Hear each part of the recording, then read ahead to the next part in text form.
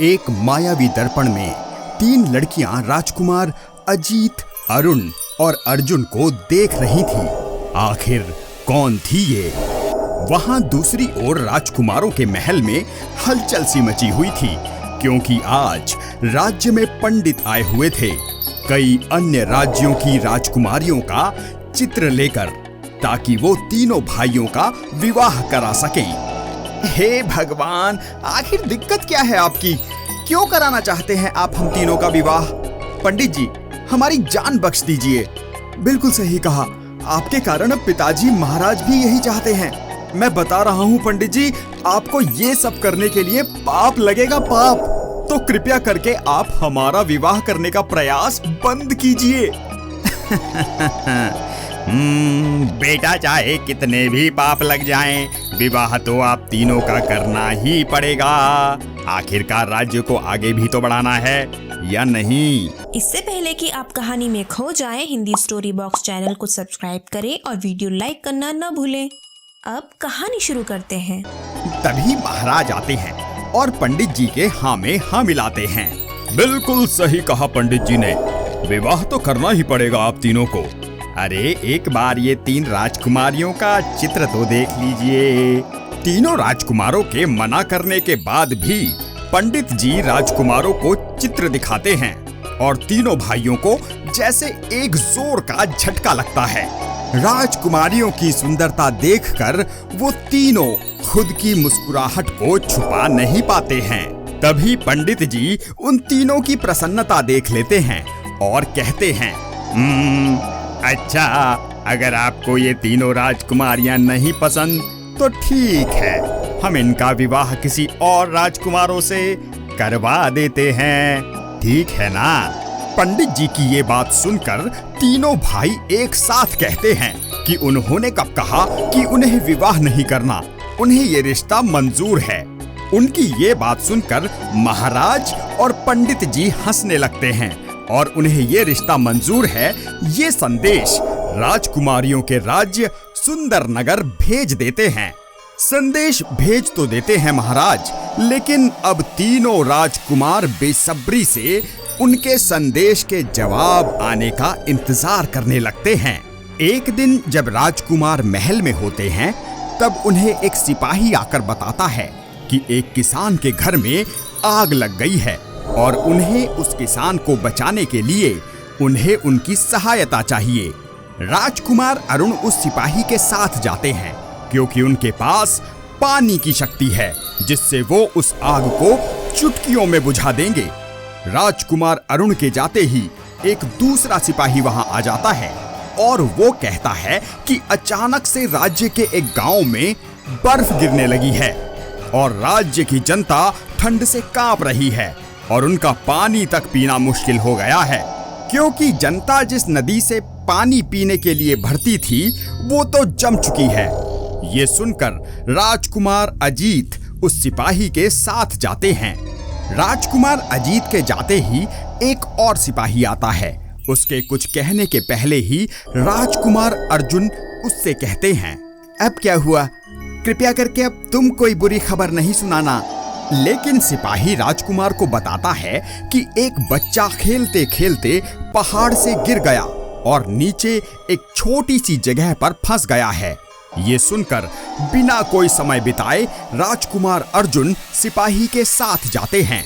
वहीं दूसरी ओर राजकुमार अरुण उस किसान का घर जलने से बचाते हैं। आग बहुत भयंकर थी, लेकिन उनकी शक्तियों के आगे वो आग टिक नहीं पाई। लेकिन जब राजकुमार अजीत उस जगह आए जहां बर्फ गिरी थी, वहां सब तहस नहस हो गया था। लोग ठंड से कांप रहे थे और पानी पीने तक को तरस रहे थे। राजकुमार ने अपनी शक्ति का प्रयोग करते हुए पानी को पिघलाया और हर जगह जहां जहां बर्फ जम गई थी वहां के बर्फ को पिघलाकर लोगों की रक्षा की। और राजकुमार अर्जुन ने भी उस बच्चे की रक्षा की और उसे बचा लिया।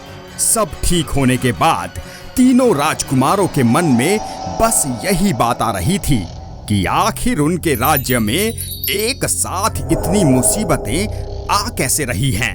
मुझे तो लगता है कि कोई हमारे साथ षड्यंत्र रच रहा है, वरना आज तक क्या कभी हुआ है कि एक ही साथ इतनी मुसीबतें आ गई हों?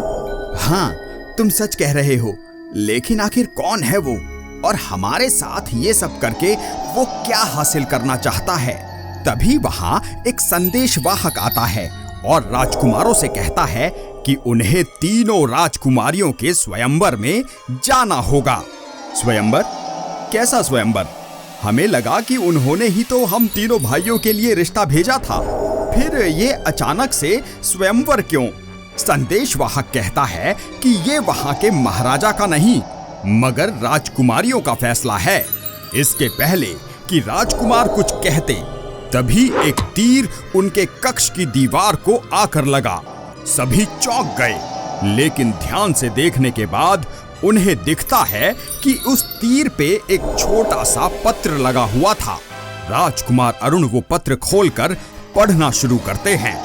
ये तो शुरुआत है और कठिन मुसीबतें आने वाली हैं, तैयार हो जाइए। और हाँ, हम कौन हैं ये आपको जल्द समझ में आ जाएगा, तो उसकी चिंता आप मत कीजिए।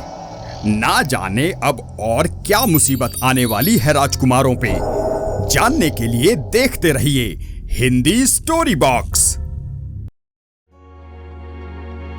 विलियम जंगल के रास्ते से जा रहा होता है। मन में उसके कई सवाल चल रहे थे। हमारे गांव की गरीबी कब खत्म होगी, न जाने ऊपर वाला हम गरीबों पर कब अपनी मेहरबानी करेगा। चलते चलते विलियम काफी दूर निकल आता है। यहाँ एक जादूगर जंगल में 3 मुंह वाला जादुई तोता पकड़कर ले जा रहा होता है। अचानक जादूगर के सामने शेर आ जाता है। जादूगर, ऐ शेर, यहाँ से भाग जा, नहीं तो तुझे अपनी शक्तियों से चूहा बना दूंगा। शेर ने जोर से दहाड़ मारी, इतनी तेज दहाड़ जिससे तोते का पिंजरा खुल जाता है और वो जादुई 3 मुंह वाला तोता वहाँ से उड़ जाता है। ये देख जादूगर बहुत गुस्सा हो जाता है और शेर पर अपनी शक्ति का प्रयोग कर उसे चूहा बना देता है। इससे पहले कि आप कहानी में खो जाएं, हिंदी स्टोरी बॉक्स चैनल को सब्सक्राइब करें और वीडियो लाइक करना न भूलें। अब कहानी शुरू करते हैं।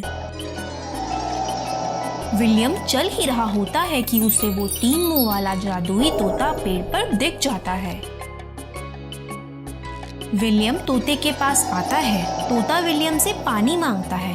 विलियम तोते को पानी पिलाता है, जिससे तोता विलियम से बहुत ही खुश था। मैंने कभी तुम जैसा बोलने वाला 3 मुंह का जादुई तोता कभी नहीं देखा। मैंने कभी तुम जैसा अच्छा इंसान नहीं देखा विलियम। मैं एक जादुई तोता हूँ, तुम जो चाहे मुझसे मांग सकते हो। तोता अपना आकार बढ़ाकर विलियम को अपनी पीठ पर बैठाकर उसे गांव ले जाता है। अब तोता अपने तीनों मुंह से बहुत सारे पैसे निकालता है, जिसे देख विलियम बहुत खुश हो जाता है। विलियम कहता है, मेरे गांव वाले बहुत ही गरीब हैं, क्या तुम उनके लिए कुछ कर सकते हो? हाँ जरूर। तोता अपने मुंह से बहुत सारा खजाना निकाल देता है। विलियम वो खजाना सभी गांव वालों में बांट देता है और उन्हें कहता है कि अब वो अपना जीवन सही से बिता सकते हैं। अब पूरा गांव बहुत ही खुशहाल हो जाता है। सभी के घर में खाने पीने की कोई कमी नहीं थी। हमारे सभी खेत बंजर हैं, क्या तुम कोई जादू कर सकते हो जिससे हम खेती कर सके? तोता अपने मुंह से 3 जादुई ट्रैक्टर निकालता है। तोता कहता है, विलियम, ये 3 जादुई ट्रैक्टर हैं। तुम एक ट्रैक्टर को अपने खेतों में चला सकते हो, जिससे कि तुम्हारे खेत फिर से हरे भरे हो जाएंगे। विलियम उन तीनों ट्रैक्टरों को गांव के सभी खेतों में चलवाता है, जिससे उनके खेत फिर से हरे भरे हो जाते हैं। किसी के पास भी अनाज की कोई कमी नहीं होती। यहाँ जादूगर पूरे जंगल में उस जादुई 3 मुंह वाले तोते को ढूंढ रहा होता है। चलते चलते वो जादूगर विलियम के गांव पहुंच जाता है और कुछ गांव वालों की बातें सुन लेता है। वो गांव वाले उस जादुई तोते के बारे में बात कर रहे होते हैं। जादूगर कहता है, अच्छा तो तू यहाँ छुपा है तोते, अभी विलियम कहाँ मिलेगा? जादूगर विलियम को अपनी शक्तियों से अपना बंदी बना लेता है। विलियम के पुकारते ही जादुई तोता वहाँ आ जाता है। तोता कहता है, जादूगर विलियम को छोड़ दे। पहले तू इस पिंजरे में कैद हो, तब मैं इसे छोड़ दूंगा। विलियम तोते को ऐसा करने से मना करता है। फिर तोता विलियम को बताता है कि जादूगर की सारी शक्तियाँ उसकी छड़ी में हैं। विलियम उस छड़ी को तोड़ देता है और जादूगर भी उसके साथ साथ खत्म हो जाता है। शिक्षा, हर जीव से प्रेम करे, चाहे वो दिखने में वो कैसा भी हो, तब ईश्वर भी आपसे प्रेम करेगा। अगर आप इस कहानी का दूसरा पार्ट देखना चाहते हैं तो नीचे कमेंट करके बताएं। इस कहानी का कौन सा भाग आपको सबसे ज्यादा पसंद आया, नीचे कमेंट करके जरूर बताएं। अगर आप चाहते हैं कि आपकी कहानी हिंदी स्टोरी बॉक्स पर दिखाई जाए तो आप हमें अपनी कहानी भेज सकते हैं। जिसकी कहानी हमें सबसे अच्छी लगेगी हम अगली कहानी वही दिखाएंगे। ऐसे ही मजेदार कहानियाँ देखने के लिए यहाँ क्लिक करें। मिलते हैं अगली कहानी में।